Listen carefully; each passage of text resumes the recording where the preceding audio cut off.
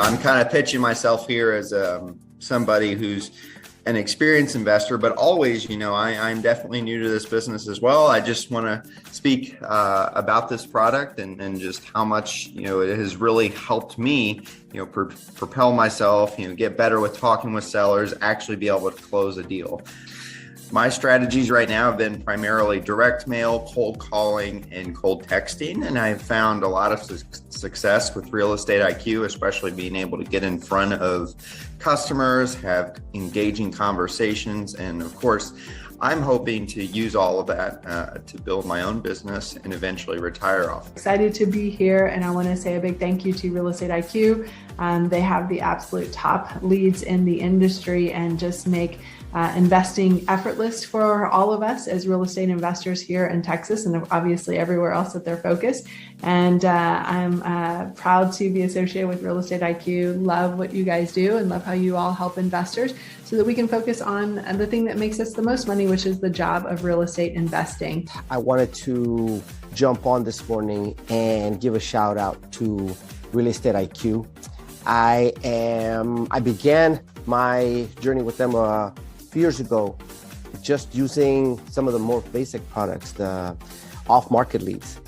And since then, growing and visiting and talking with not only Steve, but other people who are involved with Real Estate IQ, I've had the opportunity to actually not only be a client, but I also became an investor with them. And that is one of the beauties of being able to be part of Real Estate IQ, is it gives you the opportunity to grow as an investor, especially in real estate.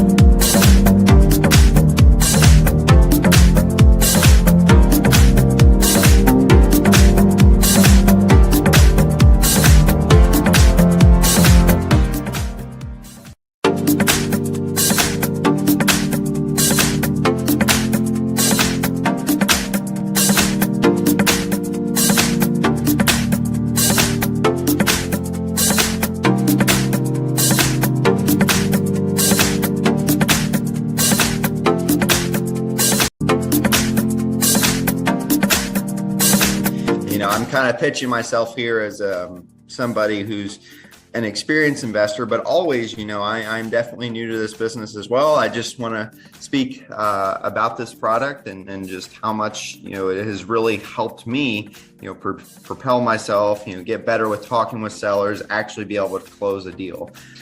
My strategies right now have been primarily direct mail, cold calling, and cold texting. And I've found a lot of success with Real Estate IQ, especially being able to get in front of customers, have engaging conversations. And of course, I'm hoping to use all of that to build my own business and eventually retire off. Excited to be here, and I want to say a big thank you to Real Estate IQ. They have the absolute top leads in the industry and just make investing effortless for all of us as real estate investors here in Texas and obviously everywhere else that they're focused. And I'm proud to be associated with Real Estate IQ. Love what you guys do and love how you all help investors so that we can focus on the thing that makes us the most money, which is the job of real estate investing. I wanted to jump on this morning and give a shout out to Real Estate IQ. I began my journey with them years ago, just using some of the more basic products, the off-market leads. And since then, growing and visiting and talking with not only Steve, but other people who are involved with Real Estate IQ, I've had the opportunity to actually not only be a client, but I also became an investor with them. And that is one of the beauties of being able to be part of Real Estate IQ, is it gives you the opportunity to grow as an investor, especially in real estate.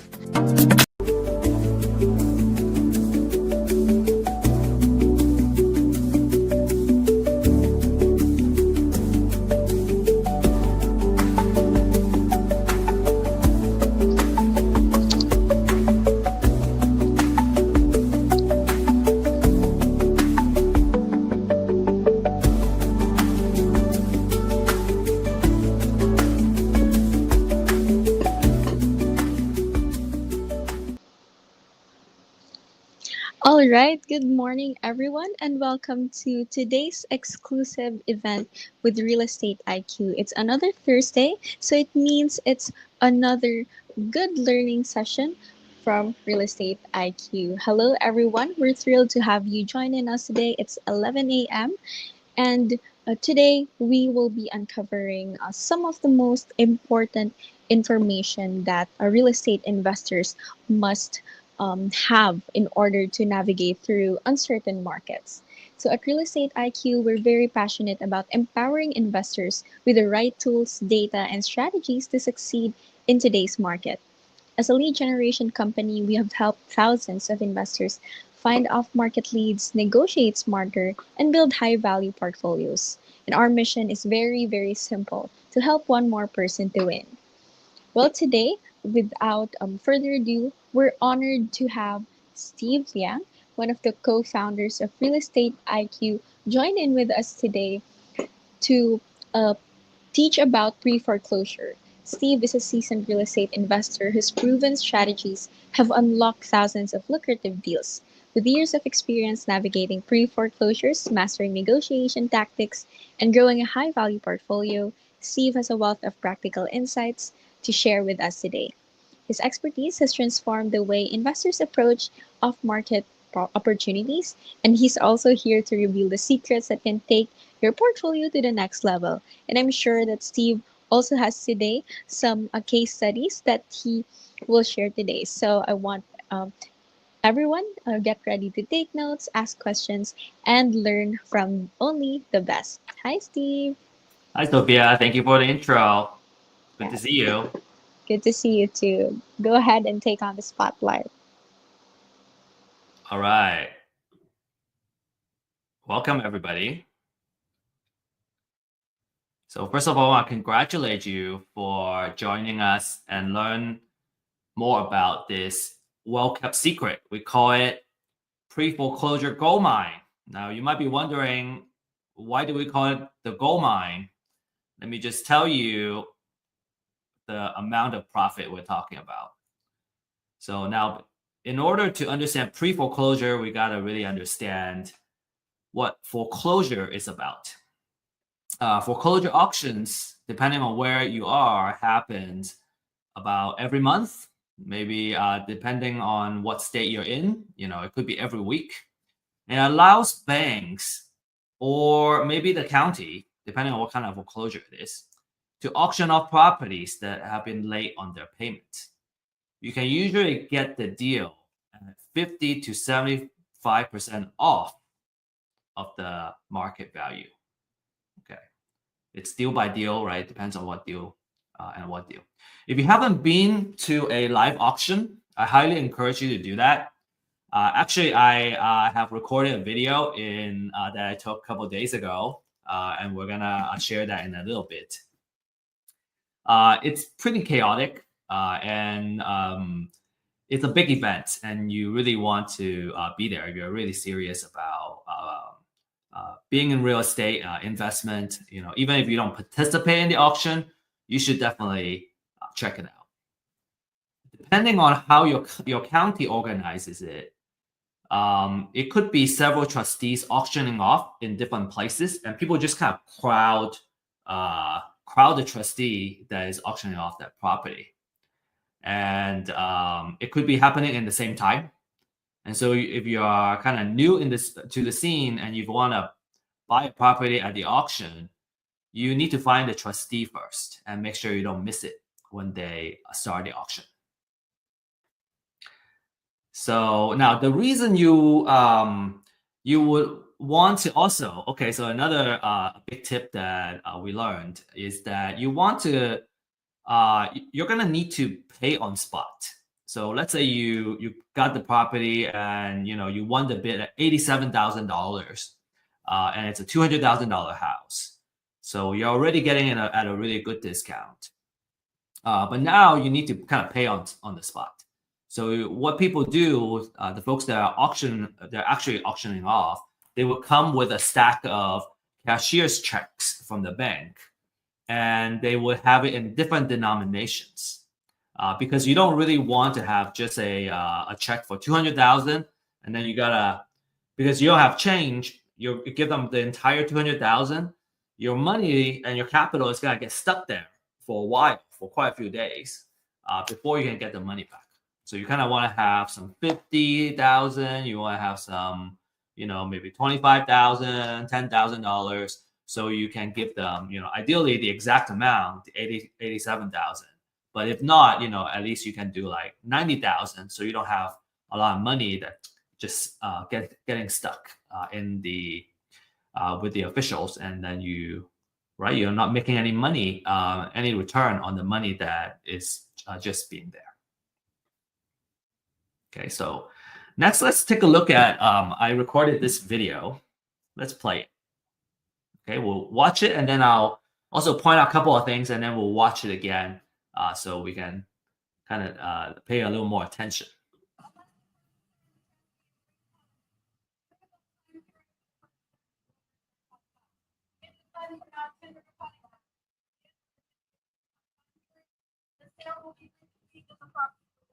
Yeah, okay, so really short video, about 10 seconds or so. So a couple of things, I'm gonna play again, but a couple of things I wanna point out for you is, number one, the lady was announcing and she was making the disclaimers before the auction start. So the auction hasn't started, she was just kind of reading off the things that you should know about before you really actually participate in the auction, such as you're buying it sight unseen, there might be other liens on the property and all that stuff. Another thing to notice is that it's very loud, and it's very hard to hear the person making the announcements. You really need to get really close to the person making these announcements so that you can tell which property is being auctioned off. And then another thing, as you see the camera spanning around, is that people come prepared. They already did their homework, right? They either brought their printouts, right, or they brought their laptop, and because they want to know, they already know how much they want to bid, how much their maximum bid is for any property. And then another thing is, you may not see other folks auctioning off the properties at the same time in this video, but you can kind of imagine a little bit down that way to the right is other folks with other trustees basically auctioning additional properties. So I'm just gonna play this again. I'm gonna stop talking.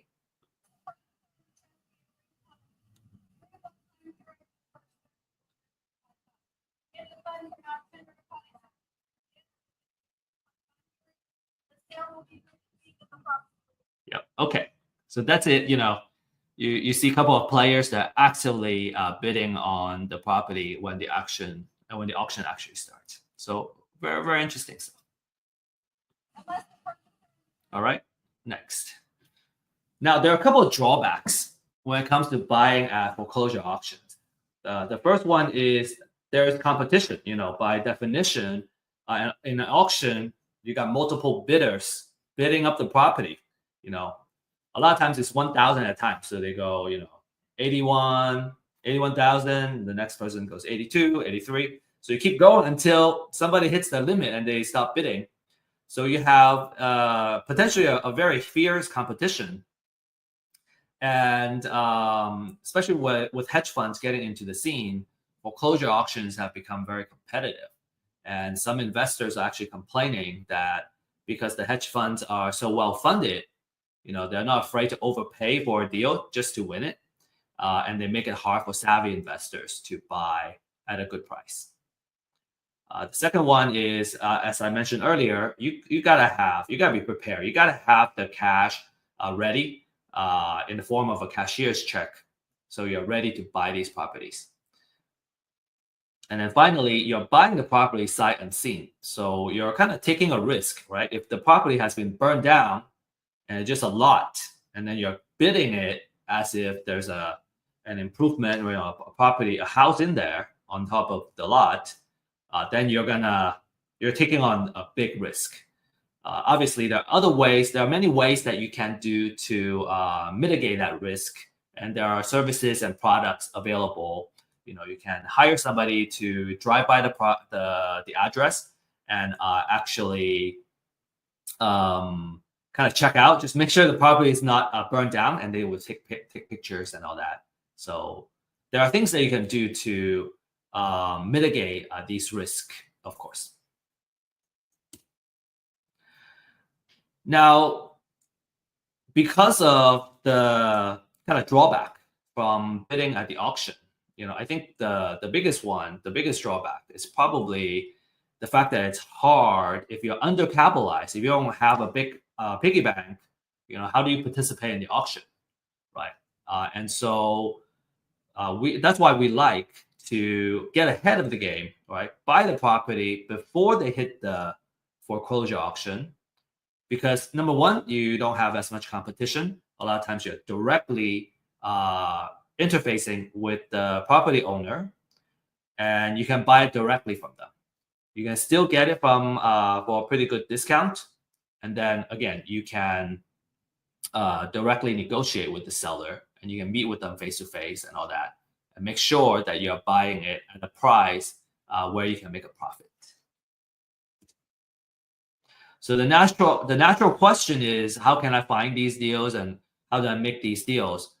There are a lot of these properties. On average, I think last month we found about 6,000 properties that are motivated to sell. And then let's say on average, we're talking about an average of maybe, don't quote me on this, maybe $50,000 to $60,000 of equity per deal.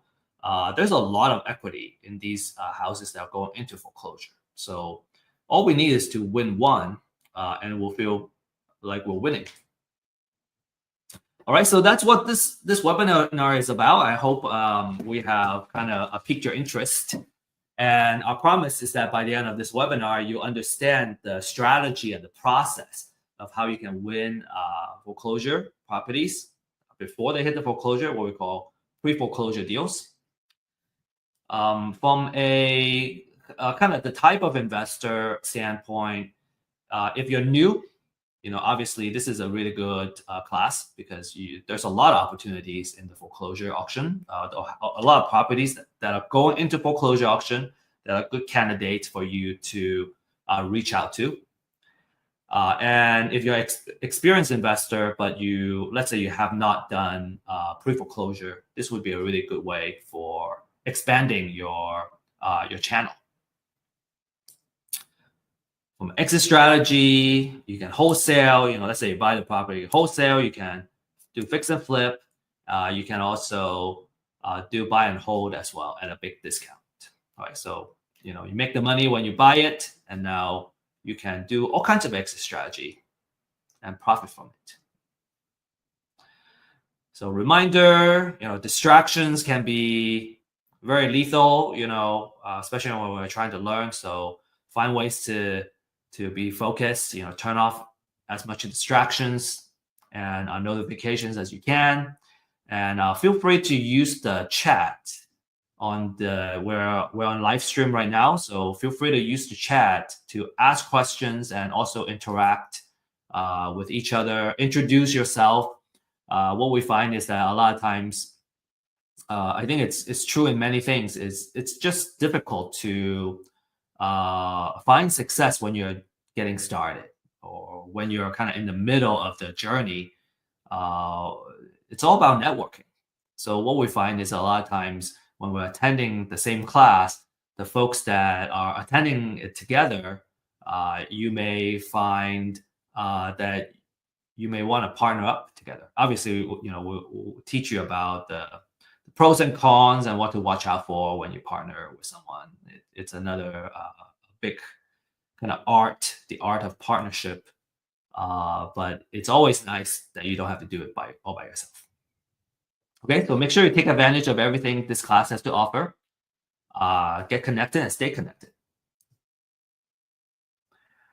Disclaimer, everything we presented here is for educational purposes, and you should always do your due diligence when you make any financial decision. We don't offer investment advice, financial or legal advice. Right? Make your own decision. My background is I have experience in marketing, data. I'm kind of a data guy, and we use the data for marketing. So kind of naturally, I'm also a marketing guy. And my background is in science and engineering, and I was always very interested in real estate. And kind of when I learned about real estate investment and the potential of profit that it can bring, it's very exciting. The struggle is that it's hard to find the right knowledge or the knowledge that you need. And then once we know what to do, it's hard to kind of get started because everything starts from the lead generation and the deal finding process. So it's hard to get good data and good technology.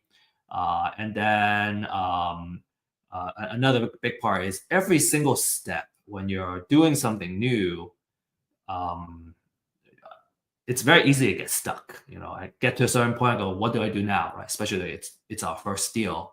And we found it hard to connect with quality people that can kind of show us the way. A lot of times after a couple of deals, we learn how to do it well, and we can become very competent ourselves. We can become like basically a full partner. But in the beginning, you gotta learn. So having high quality people that are trustworthy is very important. And that's why we're at Real Estate IQ would bring these couple of offerings to you. One is webinars, classes, educational items. We also have ebooks that you can leverage and learn more. We also offer really awesome deal finding data. We're also going to start offering deals and kind of financial side of items, because what we realize is that as investors, data is not enough. We need deals, and then once we get deals, we need funding to close the deal. So there just needs to be so much support around us to be successful. And then very, very importantly, we also want to surround you with a community of experts, so you can you can be a part of the community, and we can find success together.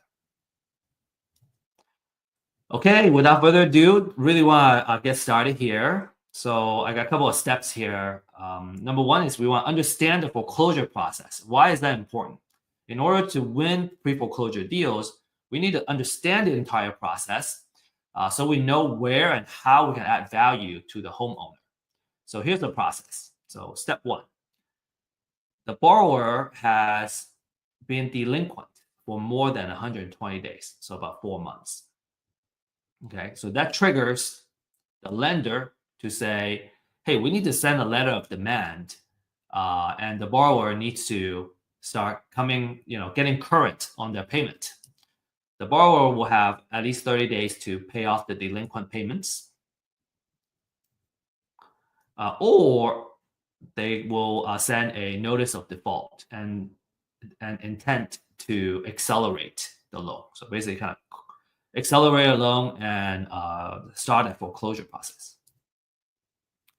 So after the cure period expires, the lender will file a notice of sale at the county the property is in, and you would wait.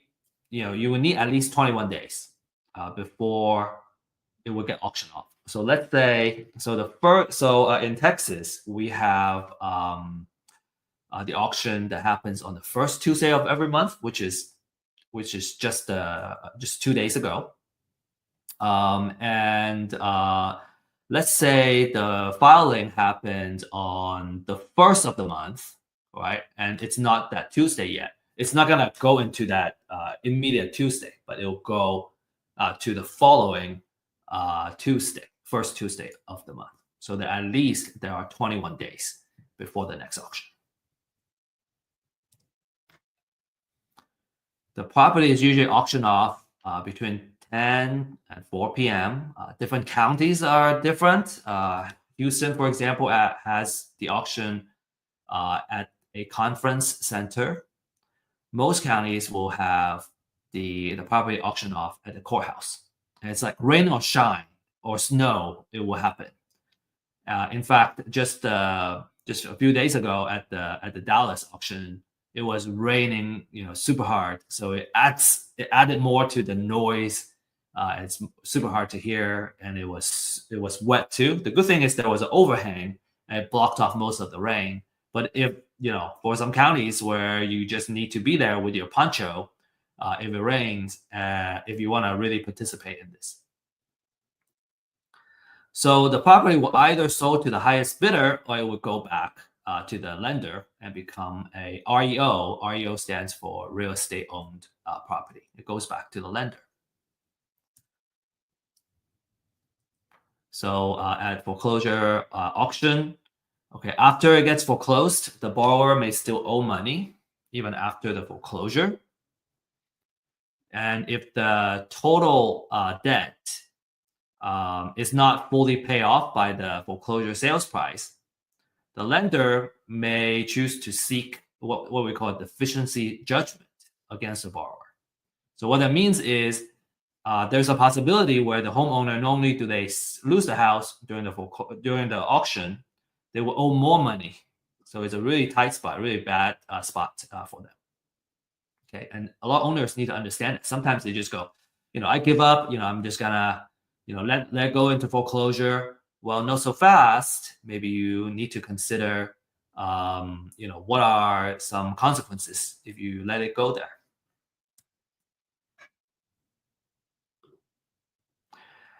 Okay, there are also, the different kind of liens. If there are junior liens on the property, so let's say the foreclosure is about the primary mortgage, and there are maybe some second liens and city liens, all kinds of liens, HOA liens on the property.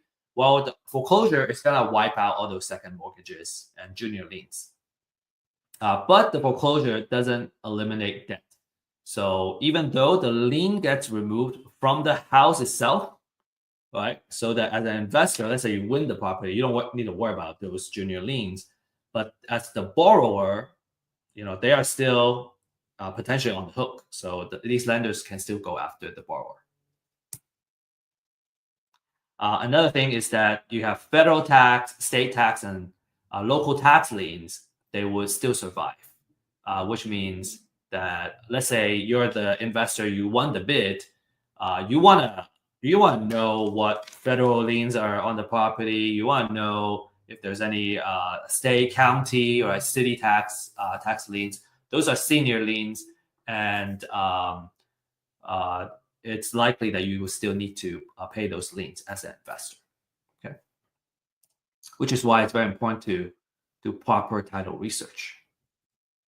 And we have learned, have gained a lot of lessons doing title research recently. And yeah, you gotta be extremely thorough. You gotta have the know-how to do it. All right, next, we need to know which properties are going into the auction, okay? So how do we find out? Well, there are ways you can research the data yourself, or you can buy it, okay? So what the couple of lists that you want to look at is what we call the pre-foreclosure list, the motivation for these motivated sellers, right? And again, our purpose here is to see if we can buy the property before it goes into the foreclosure auction. The market price is between $200 to $300 a month for an entire metro area. Okay, I think it's still a really good investment, because let's say you win a deal, a wholesale deal, and we're talking about $10,000 profit. So it's not that big of a price to be paid. Another thing you can ask for is called the appointment of substitute trustee. So this is another kind of data where in the foreclosure process, if you recall, one of the first steps that the lender would do is they would appoint a local trustee to handle the foreclosure process. And so that's usually a signal, if the appointment of substitute trustee has been filed, that's usually a signal that the house is going to go into foreclosure. So that's what we call a pre-foreclosure. And you get to be more ahead of the game for those, more ahead of the game than the folks that are just looking into pre-foreclosure. And you can do marketing, and you can kind of reach out to them. Perhaps the drawback for this list is that they are not as fully motivated. They know they still have some time. They understand they have a ticking time bomb, but it's not like the foreclosure date has not set usually in this case. So, but it gives you more time to do marketing and kind of nurture these folks. Nurture your leads. All right, so a free way to do it is you can Google your county name, and then you say notice of sale, and you should usually get to a website where you can start looking at the foreclosure document. So this is what a foreclosure document looks like. It talks about, this one has the address, it has when it's gonna show up and all that stuff. There's a lot of information here. Time and date, and the county is going to get auctioned at. And then you will need to do some further research of who the owner is. Sometimes the owner is on this paper. Sometimes you have to do further research. And the amount owed is not public information. So, there's a lot of digging for just one record. And usually, when people ask, should we buy or should we find it ourselves? My typical answer usually is, if you know how to do it, you're better off outsourcing it. If you don't know how to do it, you may want to do it just to learn and appreciate how much work that goes in there.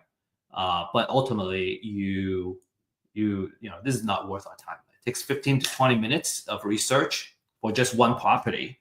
And when it comes to lead generation, I would want to market to hundreds of prospects, all right, hundreds of leads, because it's always a numbers game. So I want to make sure I market to a good enough of quality leads so that I can win one. It's just not worth it.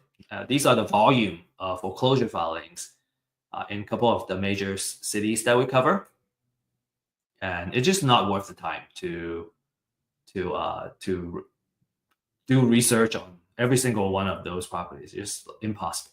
It's so much easier just to kind of outsource that. Right? I would do certain things myself in where my time is going to return the most, such as managing the marketing campaign and maybe like doing cold call, making connections with the homeowner. Those are much better return on our time, and that's what I do too, actually. So okay, so let's say we buy on the list, right? I hope I can convince you that it's better outsourced. You if you don't know how to do it, like I said, you may want to learn how to do it. But just because I know how to cook doesn't mean I want to cook every day. Just because I know how to clean doesn't mean I want to clean every day. Oops. So I hope that outsourcing is always if we can do it, I recommend it. Okay, so now if we're gonna buy the list, we also need to understand the quality, right? I don't want to just buy a junk list and then waste my time calling people, and it's not even the freshest list. So a couple of items that I would use for evaluating the quality of a motivated seller list. Number one, especially for foreclosure, is that I want to know how fresh the data is, right? Because the fresher it is, I know if I reach them first before anybody else, I would be the first person, right? I got the first mover advantage when I do that outreach. The second one is the extent of research. I want to learn more about the person I'm gonna be reaching out to, so I know how to talk to them, and I know what their situation is. One of the key metric that I look at is how much equity is in the property, and you gotta research several locations, different places, and run the calculation in order to come up with an estimated equity on the property.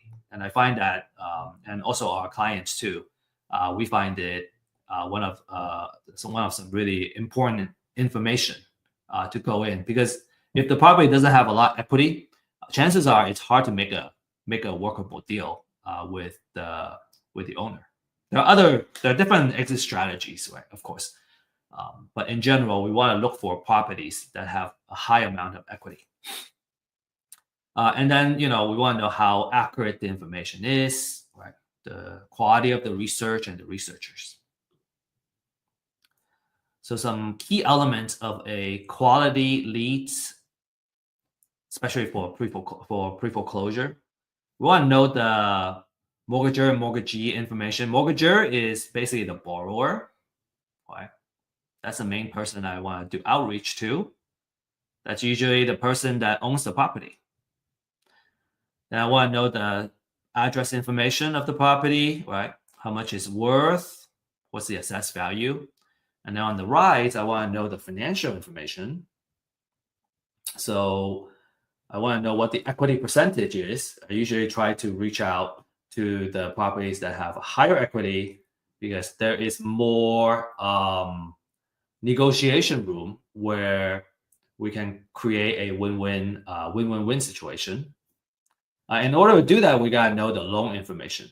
So how much loan was in there. So you got, ideally there is title searches and, a deed of trust searches that need to be done to find all this information.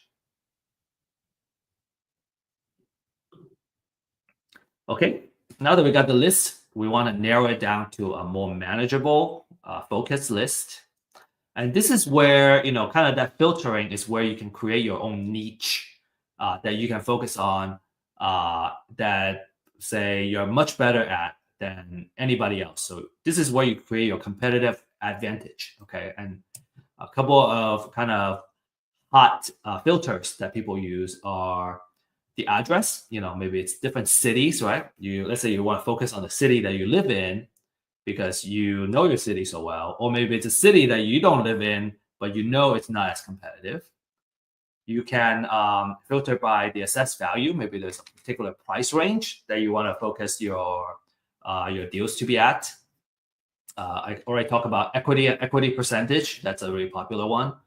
And then you can also kind of look into a couple of these. So ownership would tell you if the property is owner occupied or not. Okay. If it is owner occupied, it means that the person lives in the house. And if it's non-owner occupied, it means the person is very likely a landlord. They live somewhere else. And you can potentially find that they are an out-of-state owner. And, if they don't live in the house, usually maybe they're more likely to sell the house. Okay. You can also look at kind of loan modification and different type of loan. This is by understanding what the different type of loans are and what type of loan modification it is to really identify the signals where, and this would probably come more from experience or from working with an experienced investor together, that how to leverage this data and really search for the niche that you can focus on. I'm not going to spend too much time. We can spend just like 1 hour just talking about each data field here. So let's talk about how to now kind of market to these. Okay. One very important point I want to share is that let's say there are 1,000 properties, right? And let's say we start with a $1,000 per month marketing budget. Okay, I have $1,000 I can spend. I can either spend $1,000 to reach 1,000 leads, or I can narrow it down to 100 leads and really just focus on reaching this 100 leads. Ideally in multiple ways. I can try to call them, send them letters, right? Maybe even do targeted advertising. That's more advanced to these 100 people. Because now I'm spending $10 per lead, right? If I have 1,000, I'm only marketing to 100 leads. I'm spending $10 of marketing budget to reach that one person. Versus, say, I got this gentleman named Joe, and he has $1,000 trying to reach 1,000 leads. So on average, he can spend $1 per lead. Okay, so who do you think is gonna win out? The person that spends $10 to reach one for each lead, or the person that spends $1 per lead and try to reach them, right? $1 versus $10 to reach the same person. I can't see your responses, but I hope you would arrive at the conclusion that, man, if I have more marketing budget, right, I can reach the person, and I am more likely to win out and reach this person, build trust with this person, because I'm spending $10 on this guy versus my competitor that's spending just $1 on the same person. And there are many things that you can do, right? With $10, with $1, man, $1 buys us a stamp and some change, and I don't know what to do with the change anymore. It's so hard to, $1 we can't really go very far in terms of marketing budget. Okay, so let's next talk about the different kind of marketing campaigns we can use. Now that we have a focus list, we have a very popular class. It's called The Secret of Building an Endless Deal Flow. And it's about creating marketing campaigns that you can do to build a consistent pipeline for deals. You can really, when it comes to marketing, you can apply it to reaching motivated sellers, or you can apply it to, any kind of business. So it's just a really awesome business class in general. And if you enjoy this upcoming segment and you want to learn more, I would highly encourage you to take that class to learn more about marketing. Okay. We also have other speakers and topics that really kind of go deep into some of these items too, such as door knocking. We just recently had a door knocking class, which is phenomenal. So door knocking means you're showing up at the person's door, right? You need to know their address. You need to know who you're talking to ideally. The advantage is that you can talk to them in person and you can build trust quickly. I kind of pointed out here that the effectiveness of a door knocking campaign really depends on the quality of the list, right? You gotta know you gotta have the right address. You gotta know, who you're talking to. This allows you to talk to the homeowners in person, and you get to see the house right away. A lot of times, let's say that they're already ready to sell. You can just go and see the house. You don't need to make another appointment to see the house. To be successful, you need to have the ability to strike up a conversation and build trust very quickly. You also need to have a thick skin. Some people just don't want to talk to you, right? Maybe they scream at your face too, and so just being okay with that. If you're more introverted, like myself, maybe you don't like talking to people. You prefer not to talk to people face to face. You're gonna try other marketing methods. Door knocking is by far the most successful campaign and marketing method that I know. Through our clients. Next is you can do cold call. So we provide a skip trace service. So we skip trace all the properties that are going to foreclosure. You can have multiple phone numbers you can call, and just a tip is that when it comes to phone numbers, because we're using a third-party service, it's very hard to guarantee quality. And usually phone number skip trace, it's just very difficult to get 100% accuracy. So usually we get about 70% hit rate and 70% accuracy. So there are folks that you call and maybe it's a wrong number. That's okay. We got all these numbers, so we can just keep calling. Right? Somebody is always right. Some say some will, some won't, but someone is always waiting. I want to share this cold call script with you. This is also has been shared in another class from our speaker, and I really love their script. So I have started to use it, and that has produced for me as well. So when you call and they pick up. Right. So all you need to say is, hi, is this Mr. Lawrence? And then they go, yes, this is Lawrence. Who is it? And I go, hey, my name is Steve, and I'm just curious if you're aware that your house may be under foreclosure. A lot of times they're already aware. I have had call the same person. That same name, a person with the same name, but just a wrong number, and then they say no. But most people they're already aware, and maybe they're already working with an attorney or something to try to come up with a solution. And so I really like this number 2 and number 3, where number 1 is, have you been able to get with a bank to review any options? Some people may say no, I don't know how, or I'm broke. I don't know what to do. That's a really good opening for you to make an appointment, right? Because our job is really to kind of give them a solution, explore different options where they can see how they can stop the foreclosure. Oh, okay. Another thing that I have learned is that if our approach is to ask if they want to sell, usually I got a lot of a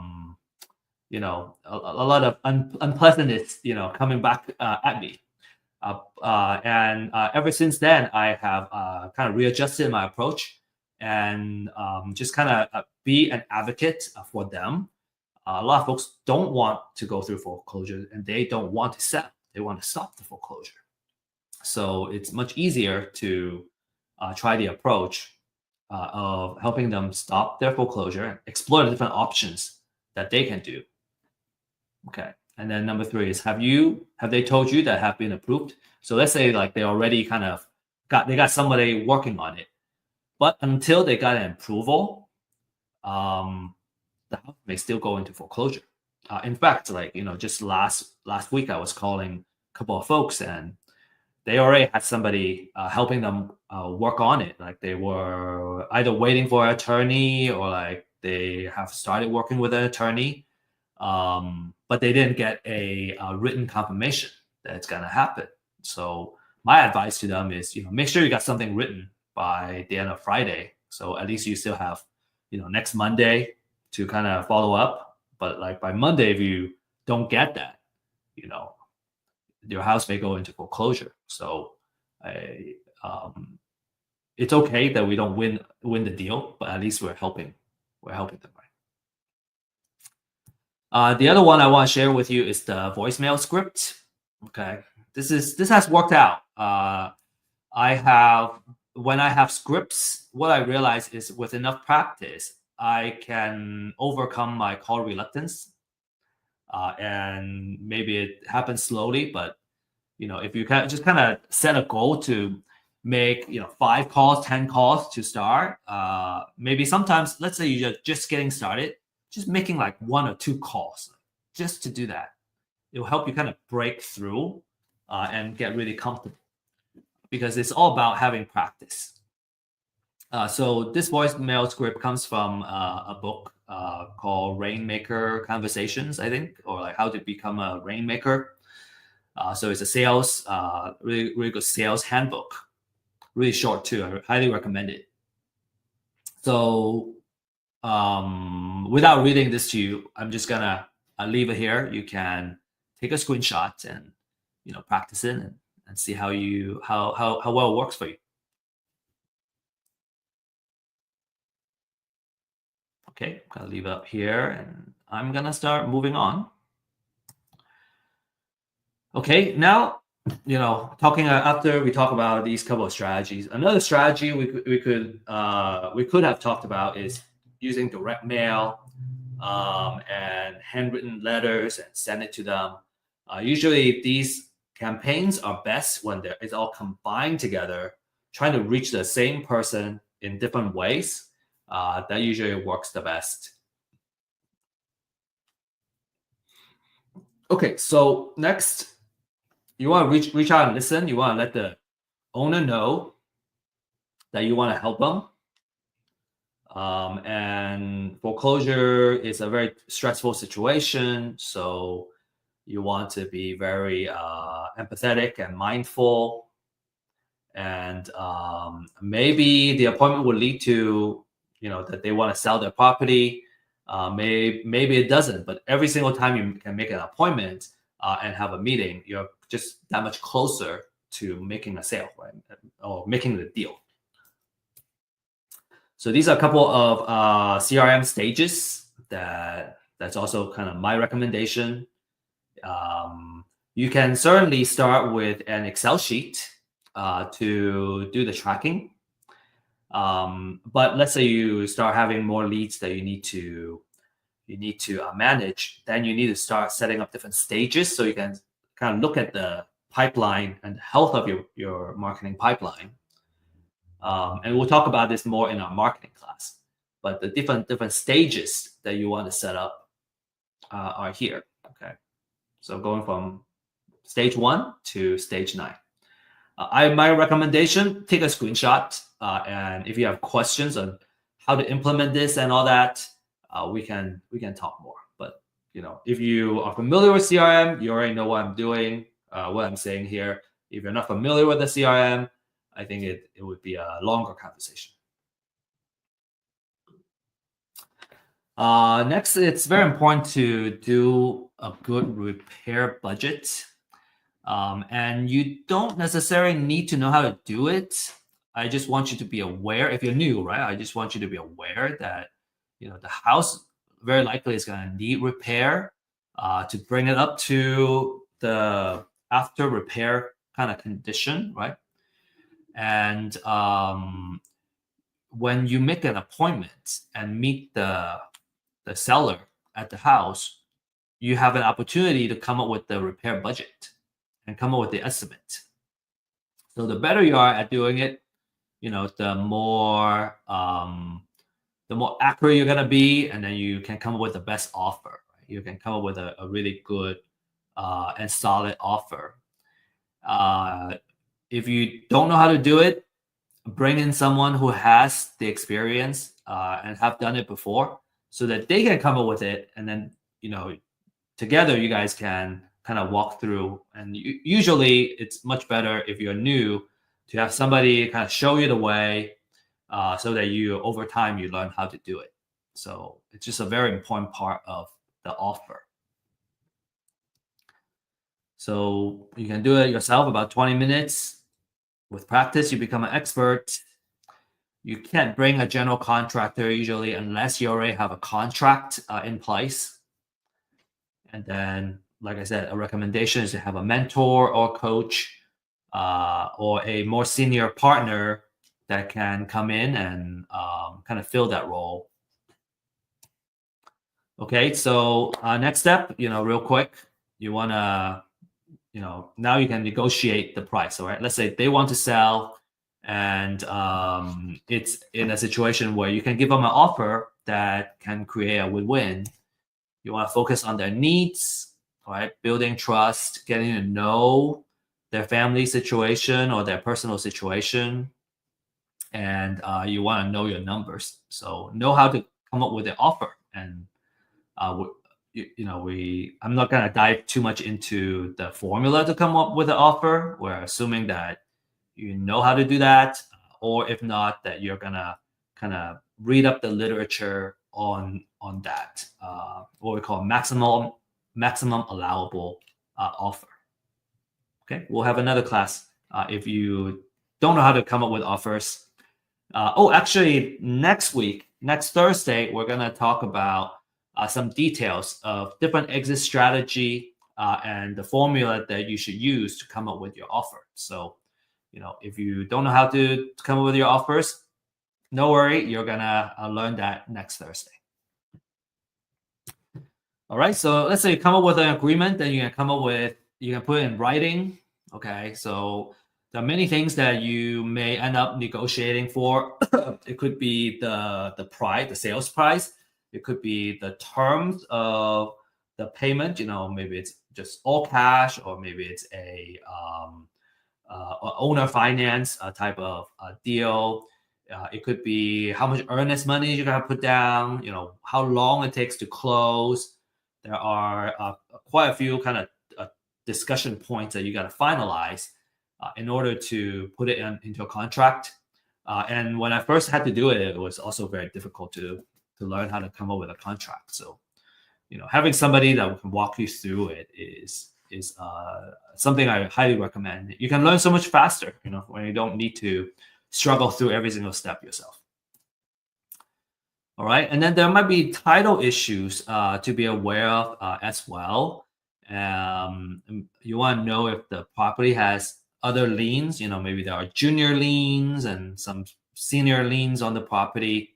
So you want to work with an investor-friendly title company. Also, kind of have a way to do the title research, which I think I'll talk about in a couple more slides. And just understand how to do the homework and do the title research. Closing, I have had very awesome, closing. There was one where let's say you agree on closing on a particular day, and that it just happens. But I think it's a little more of a minority of the case. There's usually some delays, right? Let's say you prepare to be closed on Friday, and actually sometimes it doesn't close until later. So just kind of be prepared for contingencies, and if you have a good contract and a seller you already built trust with, you can minimize a lot of the problems. So, but it's just be prepared for things not going the way that you plan to go, and just be flexible. I remember my first closing; it was very nerve-wracking. You think it's gonna happen to this day, and you're you're just like prepare and on standby this whole time, and then it doesn't happen. Next day it doesn't happen. Next day it doesn't happen. Could be kind of stressful the first couple of times. And, you know, after a while you get desensitized. You get better at it. Okay, so to recap, okay, we talked about the foreclosure process, understanding how the foreclosure works, and the gap where we can leverage a pre-foreclosure list and outreach and buy the property or help the homeowner stop their foreclosure before it hits the foreclosure auction. We also talk about different marketing methods and the CRM stages that you can set up to manage your leads. Again, you know, if you're interested in the marketing side of things, there's a class that's available. You can also kind of request. I'm more than happy to deliver a marketing class. I always like talking about marketing. So let me show you a couple of case studies. Okay, all of these are provided by our clients, and some of the names have already been blurred out for their protection. This one, for example, is a $46,000, $500 profit, and this is a wholesale deal. Okay, the next couple of deals is all wholesale. Like, you know, these are big profits for a wholesale deal. Typically, just want to set the right expectation. Is that, you know, $5,000 to $10,000 per wholesale fee is already a really good profit, and these are just very outsized profits because we have this awesome client that just does so well, and we kind of handpick the most profitable ones. Okay, so the next one is even bigger. The next one is 85,000, and then the next one is 88,000. So again, don't let these big numbers kind of set your expectation. Expect about $5,000 to $10,000 if you wholesale a deal in terms of making, you know, how much profit you can expect from a deal. But, you know, these outsized profits are not unheard of either, and, you know, folks are extremely happy when they can make this much. Yeah, and you know, one of the success stories that I share is actually, you know, the client that shared these cases. All right, so you might be wondering how you can get started. So I got a 3-step process for you. Number one is you want to get a pre-foreclosure list. The more information, the more relevant information, of course, the better. So the benefit of having first-hand data is you have the freshest data available.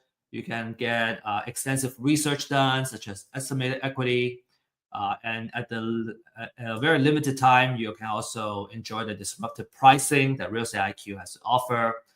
This is an example of what the interface looks like. Very easy to use, simple to use. You can come in, you can export the data, and then you can start doing outreach. So we got 2 pricing here. One is just the address itself, and then the other one is a skip trace. It comes with skip trace, so you can have phone numbers that you can call as well. Again, you know, just wanted to reiterate that skip trace, because it's not our first-hand data, we have to buy it from a third party. It's not 100% accurate, and you shouldn't expect to have 100% accurate phone numbers when you skip trace. You know, it's more likely the norm that you're not going to reach the person. And I think if you have that expectation going in when you make cold calls, then every single time there's a good hit, like you go, oh, wow, I hit the voicemail and this is the person I'm trying to reach, you know, I feel excited. So I just want to adjust everyone's mindset, especially for those that are ready to get started. You know, you want to do this with the right mindset, and then you're going to be very, very successful. Number 2 is you want to become a community, find a mentor, you know, join a community, and kind of leverage folks that have done it before. Find someone you can trust, and be willing to be held accountable, right? And help you form the right habits to make happen. Real estate investment doesn't need to be a full-time thing. You know, you can get started with, I think, you know, as little as 5 hours a week. You know, over time, it may take a little more time, but you can kind of, like, if you're just looking for a side hustle or a buy 1 or 2 properties. It doesn't take up that much of our time, and you can do extremely well. Okay, number 3 is you gotta do the title research. The cost for title research is between 40 to 75 per property, and that's through a title company. There are different service providers that provide title research. We're actually working on a title research project right now, and we want to offer this service at a better pricing than what's on the market right now. All right, couple of success stories. This one is $8,000 profit. No, okay, sorry. The next one is the $8,000 profit. This one is using Real Estate IQ to get his first deal and getting started. Profitable growth with substantial gains. When you don't have to worry about leads, right? You can just focus on the outreach and the marketing. You can just you can stay focused in the most valuable activity, and I think that's just so important when you're getting started. Ismail, $8,000 profit in a recent deal. Kind of on average, right? $8,000. I think that's about right. We see about 7,000, 10,000, 5, 7, 10 is usually the number, right, for a wholesale deal. And then Daryl said, he got 4 deals under contract, and already got about $1 million of contract value, and then he's expecting to make 10 to 15% of profit margin out of that. So, not bad for 9-10 months, and we're talking about $100,000 to $150,000 of like equity that you made. And these are, I think, not a rare story. These are very common stories. If you know how to do it, you got the know-how, you got the right path, the right way to execute. Within a year, maybe sometimes a little longer, you can build a pretty good amount of equity, real estate equity, in the deals, and then you're looking good. Maybe it's not liquid when you sell. When you sell the properties, when you become liquid, but when you're sitting on those equity, it's kind of really nice as a real estate investor, knowing that you have built the equity and the wealth already within those deals. Okay, to learn more, you can use this link here, and maybe I hope Sophia, you can help me send this link on the chat as well, in the class chat, so you can book a one-on-one consultation with us to learn what it's all about. Experience the power of firsthand data. And then the next thing I want to recommend to you is learn by doing. We have an event every Friday at 9:30. We're working on the link right now, and you can send me a email at steve.liang@realestateiq.co, and I will send you the link to join. And this is more of an invitation only. We want to have serious and high quality folks that want to do deals with us together. So for example, tomorrow at 9:30 we're gonna have another session. So if you're interested, I look forward to meeting you and seeing you in person, getting to know you. All right, so this is to conclude everything. I hope you really enjoy this class, and if so, please scan this QR code and give us feedback.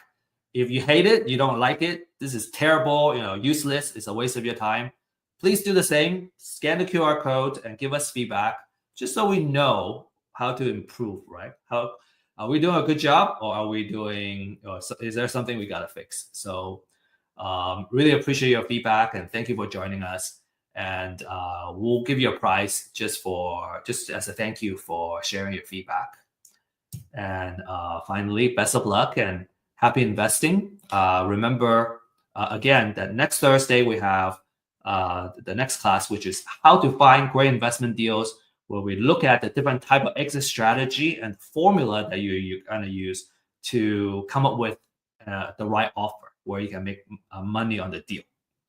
And then tomorrow on Friday, 9:30, you have the online meetup, or MAP online meetup, where we really talk about live deals.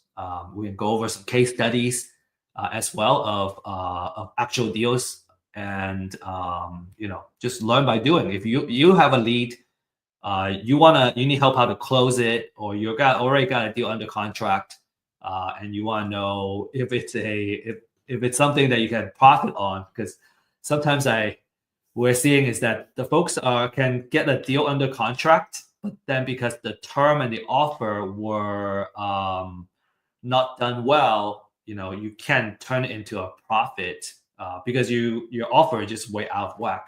So we're more than happy to give you support and share our experience, and we can make some deals together. So that's it. That's all I got for today, and you can save my email address, and I look forward to getting in touch with you. Thank you, everybody. Okay, so Sophia, the stage is I'm passing the stage back to you. Yes, so actually we have a lot of questions and comments during Wow. the event. So would you mind helping me go through all of them and address these comments? So first, I think you have mentioned this earlier on how can you know what properties are up for bid. I think this one is for the auction. Yes. So that's where you can get the pre-foreclosure list, and then you will know that those are the houses. Now you got to understand that because it's possible that the house that was scheduled to go into foreclosure may end up not going to foreclosure. So there are times where let's say you do all the due diligence and you try to buy the property at the auction, it already got bought up by another investor, for example. So it may not show up there, but you got the list, so you know which ones were kind of scheduled to be there. Okay, so this one from Michael Williams. So from time of county posting to time that data is made available on REIQ, how fast is that or fresh is that? How quickly are the leads provided in your list? Yeah, typically we can offer you about 2 days to add. Some counties faster, some counties maybe a little bit slower. We have a pretty robust system, and if there's some kind of delay, let's say the county is delayed, we'll also tell you. Okay. So for our next question from Patrice, how much equity should I consider to know it's a good deal? Okay, that's a really good question. How much equity should I consider to be a good deal? I have folks so if you look at the data, you would find that you can probably find some that are 50% equity, more than 50% equity. And those are extremely good deals because you're kind of buying it 50 cents to a dollar, or there's, more than half of the amount that you can negotiate for, right? You would find that if you kind of change that to more than 40%, now you have a lot more properties that fit that criteria. So I don't know. I think maybe depending on your strategy. So if we're kind of really focused on the amount of equity, I think more than 30 to 35, those are really potentially good deals. Because another thing you gotta add on to that is, what if the house needs a lot of repair, right? And all that rehab budget is gonna eventually come out of this equity that's already in there. So you kind of want to have some buffer there. Usually people prefer to have, not screen out so much opportunities that you may lose out. So, maybe a third, just drawing a line in the sand as a recommendation, I would say 30% is probably good stuff. Okay, next one from Lynn Saylor. Do you have scripts on setting profitable prices or negotiation tips? Okay. Scripts on setting profitable prices. Okay, I assume that when you say profitable prices, we're talking about for you as an investor. I would, my approach is I want to be transparent with them. And what we find is that, and I think we'll go over this in next week's class, there's a formula that we follow to come up with the offer because we need. So first of all, we need to make sure that we can make a profit because we're in it to, right? It's a business. There's overheads, right? We still want to be able to, this is not a charity, right? So the formula already have the built-in numbers that you want to use. And so a lot of times I just tell them, hey, because of the other kind of cost that's involved, I need to follow this formula. And based on the number, this is how much I can offer. Like, there are folks that really want to know, I just write down the number for them. And then, then we're solving the problem together instead of, going head to head. And I think, at least in this case, you really want to have we're in it, we're facing the same problem together instead of we're negotiating in a hostile situation. Yes, because after all, you need to build a relationship also with the homeowner. So Right, you don't want to be hostile. Yeah, a couple of approaches, our speakers have also shared in the past is, that you guys we are on the same side and there's a bad guy. We're trying to fight the bad guy and we're not fighting each other. And I really like that mindset and the positioning. Okay, well, we have Ray here. Ray is a beginner. I want to learn how to find, approach distressed homeowners, get property under contract, and then wholesale contracts. What is your recommendation? Oh yeah, and Ray, I think my recommendation is to join our class at 9:30 tomorrow. So it's a meetup, and so we can go over the process and all that. This is the how to find, approach, get property under contract, the entire process.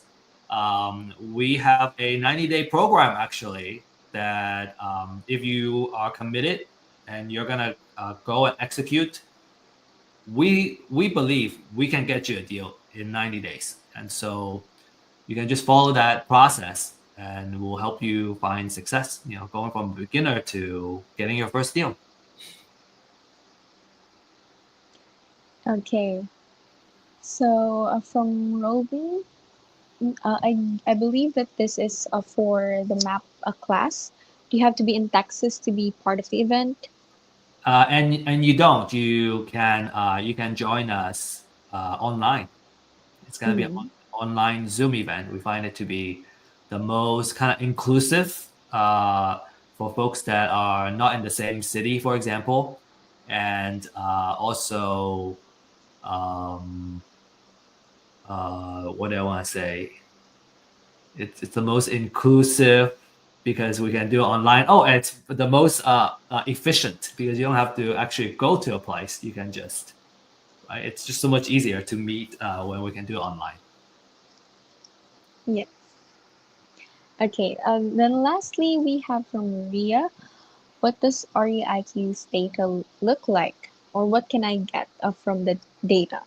Yeah, What information? that's also a really good question. I think for the sake of time, we want to direct you to sign up for for the one-on-one consultation so that you can kind of see it. Our consultant is going to share with you the data that's available on our portal, and then how you can use that data to do your marketing.